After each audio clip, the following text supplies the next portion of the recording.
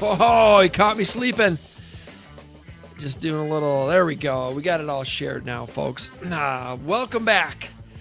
This is Wednesday, coming at you every Wednesday at noon, U.S. Home Talk. I'm your host, Jason Walgrave with the Walgrave Real Estate Group and the Minnesota Real Estate Team at RE/MAX Advantage Plus. We've also got the great Mortgage Michael Overson. We need one of those microphones that drop down from the ceiling.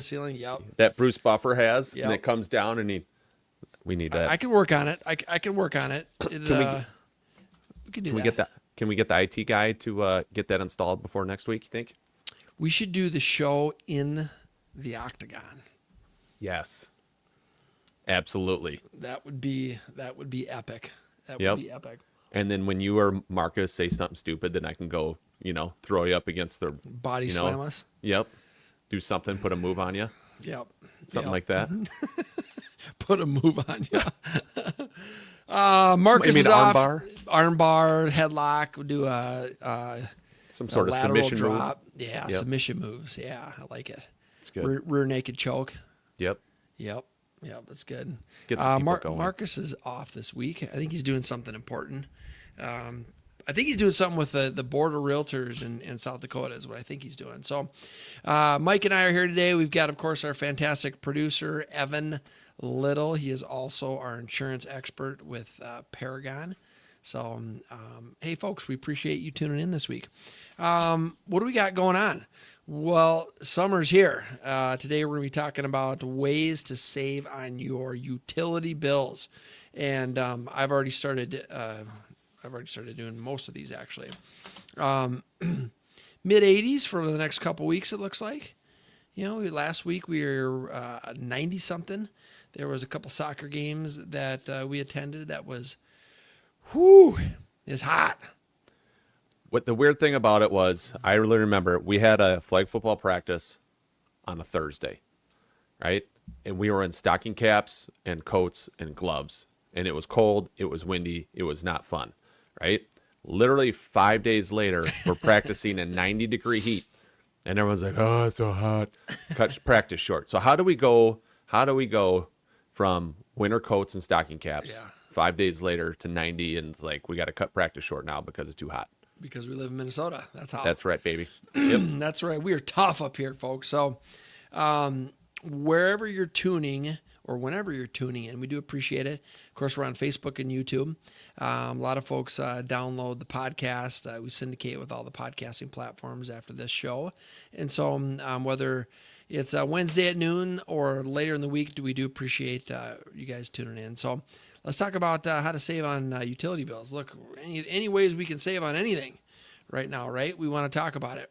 One of the first things on the list is to get your HVAC ready, get your AC system ready. What does that mean? I really recommend a yearly check.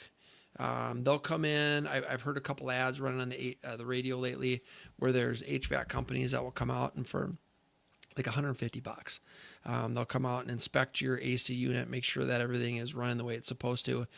If you do that, folks, if you do that yearly, your AC unit will last longer. And it's, sometimes it's little things that get neglected, but if they're neglected for long enough, it can turn into a big thing. So get it inspected, get that $150 tune-up that they have out there, and then you're going to be ready to go. We have a service through a company. We pay $25 a month for like a membership, if you will, right? Yep. It's an HVAC company, so $25 a month we pay.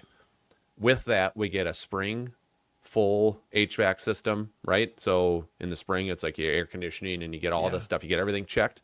And then in the fall, you get one too. So in the fall, you get the furnace and you get all the other stuff that needs to be checked, right? Because you're going to pay $150 for a one-time call. Hey, call and come out here and check this, right? So for the $300, we get the spring and the fall. Yeah. Get everything checked. But then we also get discounted services. So now if there's something that needs to be replaced, we get 15% off all the service for them. And then there's like other stuff where we get 25% off for other things. So not only do we get a discount on that stuff, we get the two services. Just it makes sense. Yeah. You know what I mean? And it's a great deal. I think it's a great deal. And then if you're signed up for that monthly membership, guess what? You're going to have it checked in the spring, and you're going to have it checked in the fall. And so it's easy to put things off and be like, oh yeah, I'll do it next week. Well, then next thing you know, the summer's over. Yeah, and we don't even reach out to schedule it. They call us. Call us and they'll be like, hey, it's time to schedule your spring whatever. When can you do it? So that's good. If you can sign up for one of those, I recommend it. We do it. I think it's a great deal. Number 2 on our list, clean air filters and vents. We've talked about this a number of times in past shows. Furnace filters, I'm a 30-day guy. Every 30 days, change the filter.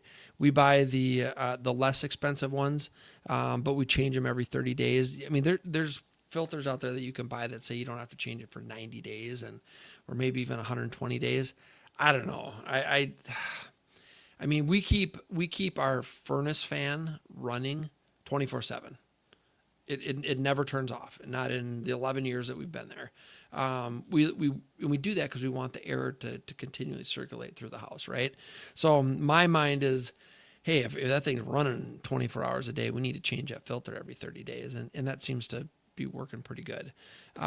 They also recommend the vents. I think this is one thing I'm guilty of it. What do you mean vents? Well, you got your air vents, the vents that the heat and AC come out of. But then you got your dryer vents. And I'll tell you what, if those things start clogging up, your dryer's going to work a lot harder. You're going to burn a lot more electricity. Well, you're going to burn your house down too, right? Or you're going to burn your house down. So I think I went 8 or 9 years without cleaning out the dryer vents. I just forgot about it, right? Yeah. And then Liz and I we were on vacation. We had the kids were home. Someone was family member was taking care of them, and she sent me a video. She's like, "Jason, I'm really worried. These vents need to be cleaned." So as soon as I got home, I got them all cleaned out, and they needed it. It was bad. So do you clean the dryer vent yourself? Yeah, I bought a tool. I got a tool like the snake tool that you hook up to the end of your vacuum cleaner, and it just sucks it all out, and it works pretty good. I saw a YouTube video or some video, maybe it was on Facebook or something. The guy takes his leaf blower and he puts it up to the vent, and then because a lot of them have a cap on the outside, right? Yeah. So he takes the cap off the outside, so it's just free flowing, from start to finish. Gets his dryer moved out of the way, takes his leaf blower, sticks in there, blows it all out. Dude, that's a great idea. Yeah. That would just be fun to do. Hey kids, go stand next to this vent outside and see what happens. Yeah, look in that vent, see if anything starts coming out. Just hit it. We're folks talking about ways to save on utility bills this summer. Next on our list is keep the blinds closed. I mean, we've been doing that for the last 3 weeks. We're closing blinds certain parts of the day. If you've got the blinds open and that sun's baking in all day, it's going to make a big difference on how hard your AC has to run, how comfortable your home is. I mean, most new homes have double or triple pane glass with it's an argon gas that's filled in the middle. That certainly helps with some of the sunlight, some of the rays that come through, and then it's an insulation barrier. Excuse me, to keep your homes cooler in the summer and warmer in the winter. We have one bedroom that's south facing at our house. We have a blackout shade there. It's like literally in the middle of the day, you close that thing and it's black in there. Yeah. And as long as we do that, the room is manageable, right? Yep. It's second floor, it's south facing, it's catching all the sun all day long. That blind is closed. Fine. It's fine. You open that thing. Yeah. Doesn't matter how cold you put your air on. That thing it's a sauna in there. That room is hot. Is hot. We had, it's interesting that you say that. So my office faces south. My office window's doing so. A couple weeks ago, the AC unit for my zone was out. And I mean, it's a pretty good sized building that we're in, right? The whole building is nice and cool. My office, 88 degrees it got up to. And it's like, how is this even possible? The whole rest of the building is but the sun's baking in all day, Right. So it makes a difference. Lower your utility rates. What does that mean? There's off-peak. I think a lot of people don't realize this, but there's off-peak electrical, right? And so a lot of times folks will use that off-peak to charge their EV vehicle. They'll use it to run their water heaters. And so they're definitely check with your utilities company, check with your electric company, find out if there's off-peak available, and then certain appliances can be run during that time. Or just start telling your wife to stop taking 10, 15-minute long hot showers. Stop using all the hot water. I know, right? But you got kids too. Are your kids like long shower? Like Not really. Not really? Okay. They're pretty quick. They're pretty quick. I mean, I think the girls take a little bit longer, but they don't. Yeah, they don't spend a whole lot of time in there. So we got 2 kids that are quick ones that just in and out. They just want to, right? It's just The boys whatever. are, And yeah. then we got 2 that just want to stand in there and just like, it's like a come on, steam room. right? Time your thermostat. Look, they got some fantastic thermostats.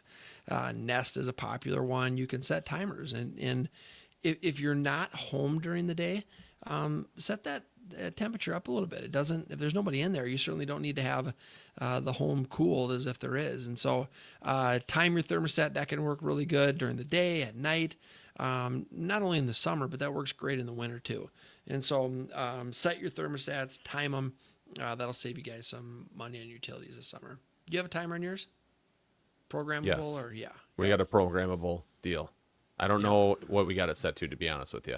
I don't know if it's programmed for timing and stuff. You know, Yeah. the old argument was, well, if you let it get up to, 70, let's say 78 degrees in the day when you're not there, and then when you get home and you want it down to 72, well, it's just going to take more energy to get the 78 down to 72, so you might as well just let it run all day long anyways. Yeah, that's but a flawed I can't theory. imagine that's theory checks out, does it? No, because your home cools off pretty quick. I mean, you think about it doesn't take that long to cool off the house. The AC units, especially newer ones, they're efficient, they're powerful, and they do a good job. So, no, I don't agree with that theory either. Okay. Switch to LED bulbs. We've done this a number of years ago. I started with all the bulbs on the front of the house, the ones that are in the soffits. I didn't do it for energy saving purposes. I did it because I was tired of changing the bulbs, and so one day I went up there and I think I changed 12 or 15 of them. That was 3-4 plus years ago, and I haven't changed a bulb since. And otherwise it felt like it was every few months I was climbing up there and changing the bulb. So, but LED bulbs are much more energy efficient. They burn less energy than the older ones. And I think LED bulbs have come a long way in the last few years, where, when they were newer, they kind of had a weird light. They just didn't feel the same. They felt unnatural. But today's LED bulbs are fantastic. And I think they run much cooler too. I don't think they generate near as much heat. So in the summertime, You're not having that extra heat source with lights on. That's like a that. great point. Yeah, they have very little heat that comes off of them. What do we got here? Check your. So a lot of times folks will have irrigation systems, right? It's tempting to just turn it on and forget, put the plug in and turn it on and let it go. Check that irrigation system for broken heads or for leaks. And so, your water bill can get pretty out of hand if you've got an irrigation system outside that isn't functioning properly or has leaks or just, the heads are off or broken or whatever the case is. And so that can be another great way to save some money in utilities on your water bills. Let's see, use the ceiling fan. I mean, we use the ceiling fan. We use the floor fan. We're big fan and noisemakers in every room, right? So, but fans are really effective. I mean, I think your ceiling fans are fantastic. So what's the rule? In the summer they got to be blowing down, and in the winter they got to be sucking up, right? I think that's how it goes. So you've got your forward and your reverse on your fans. I think that, summer you want them going down, and then in the winter you want it reversed so that it pulls that warm air up. So, what else we got? This is a good one. Invest in smart power strips. So what does that mean? Smart power strip. Okay. We pretty much leave everything plugged in at all times, right? So I think about our TV, receiver, DVD player, all of those different things. There's smart power strips that you can purchase that basically go on a timer. And so I've got a number of friends of mine. They have a smart power strip on their Wi-Fi. And so at 9 or 10 o'clock every night, click, it goes off. So there's no internet in the house. They all have kids. And so this helps them manage the after hours internet use. Interesting. But power strips can work pretty good. Let's see. Oh, and here's another one. So they're saying don't use the irrigation schedule. Again, it's one thing that we kind of set it and forget it. A lot of cities have water ordinances where you can water on odd days or even days or whatever the case is, or there's certain days of the week. And I've noticed this, your lawn doesn't need to be watered every day, and so that irrigation system, maybe having that schedule is just costing you more water than you need to use. I hate getting that water bill after like 3 months of summer. I'm like, oh, my yard looks pretty good, but was it worth it? I don't know. Can't you should hook up to your neighbors is what you should do. You could just pull from your lake, irrigate Well, your whole that's yard. what we do. I mean, that's one of the benefits of the lake. We can pull from the lake. It's not against DNR or anything like that. It's perfectly legal. So we pull from the lake. So my water bill does not change at all from season to season because the water that we use to water our lawn comes from the lake. That works out good. It works out really good. And if you have a well, you can pull from your well. You're going to spend minimal energy costs for the well pump. But there's a lot of homes that were on well at one point, and now they're on city water, but they kept the well, and they kept it for outside uses, right? And so I think these are all great tips. Folks, summer's here.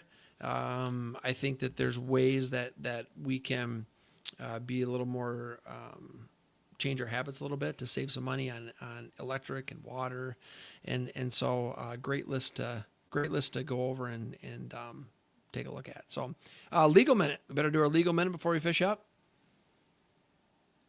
This is Jeff O'Brien, attorney with Hush Blackwell, with the U.S. Home Talk Legal Minute. The Minnesota Radon Awareness Act requires additional disclosures and education to be provided to potential homebuyers during residential real estate transactions in Minnesota. Before signing a purchase agreement to sell or transfer residential real property, the seller shall disclose in writing to the buyer any knowledge the seller has of radon concentrations in the dwelling. The disclosure shall include whether a radon test or tests have occurred on the property, the most current records and reports pertaining to radon concentrations within the dwelling, a description of any radon concentration mitigation, or remediation, information regarding the radon mitigation system, including system description and documentation if such system has been installed in the dwelling, a radon warning statement, and a copy of the Minnesota Department of Health publication entitled Radon in Real Estate Transactions, which is available on the department's website. This is Jeff O'Brien, attorney with Hush Blackwell, with the U.S. Home Talk Legal Minute. Thank you, Jeff. You do such an excellent job. We appreciate it.